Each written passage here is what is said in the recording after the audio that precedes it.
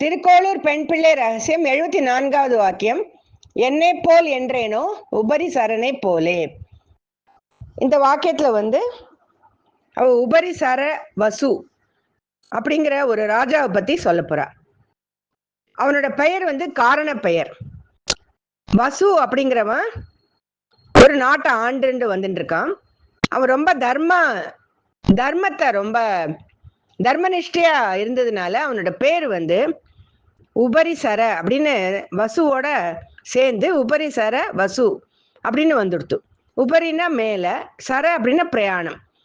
மேல பிரயாணம் அப்படின்னு என்ன அர்த்தம் அப்படின்னா, தர்ம தேவதையின் அருளால இந்த வசு என்பவன் பூமிக்கு மேல அவனுக்கு ஒரு பறக்கக்கூடிய ஒரு பூமிக்கு மேல இருக்கக்கூடிய ஒரு வாய்ப்பு கிடைச்சது. அதனால அவன் எப்பவுமே தேர்ல எல்லாம் போகும்போது மேலதான் போவான்.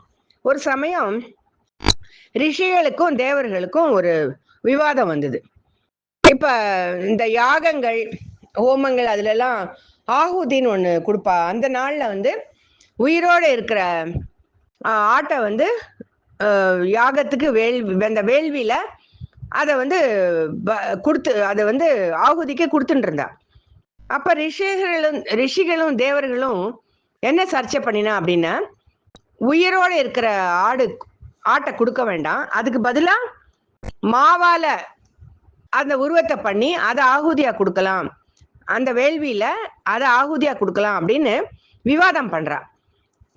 ரிஷிகள் ஒத்துக்க மாட்டேங்கிறா. தேவர்கள் சொன்னதை ரிஷிகள் ஒத்துக்க மாட்டேங்கிறா.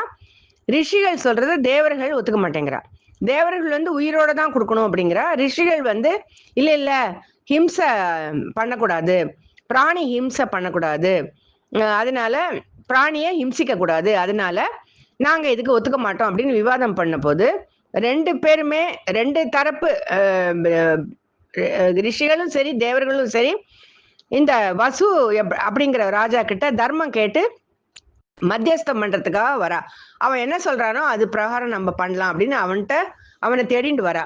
அப்ப இந்த வசு அப்படிங்கிறவன் என்ன சொல்றான், என்னை போலதான் மற்ற உயிர்களும், ஒரு பிராணிய நம்ம வதைச்சோம் அப்படின்னா அது வேற இல்லை, நம்ம வேற இல்லை, அதுக்கு எவ்வளவு வலிக்கும், அந்த வலியை நம்ம உணரணும், என்னை போலதான் எல்லா உயிர்களும் அப்படின்னு அவன் நினைக்கிறதுனால அவன் என்ன சொன்னான், ரிஷிகள் சொல்றதுதான் ரைட்டு, பிராணி ஹிம்சை பண்ணக்கூடாது, மாவுனால் தான் பண்ணி ஆகுதி கொடுக்கணும், வேள்வியில அதுதான் கொடுக்கணும் அப்படின்னு சொன்ன உடனே அது ரிஷிகளுக்கு அது ஒத்து போச்சு. ஆனா தேவர்களுக்கு அது ஒத்து போல அவன் சொன்ன அந்த தீர்ப்பு. அதனால அவனை தேர்ல இருந்து பாதாள லோகத்துக்கு தள்ளி விட்டுட்டா அப்படின்னு ஒரு குறிப்பு கிடைக்கிறது. அதை இன்னொரு விவரம் கூட நமக்கு என்ன கிடைக்கிறதுன்னா, தேரெழுந்தூர் ஒரு ஊர் இருக்கு, தேரெழுந்தூர் அப்படின்னு ஒரு ஊர் இருக்கு.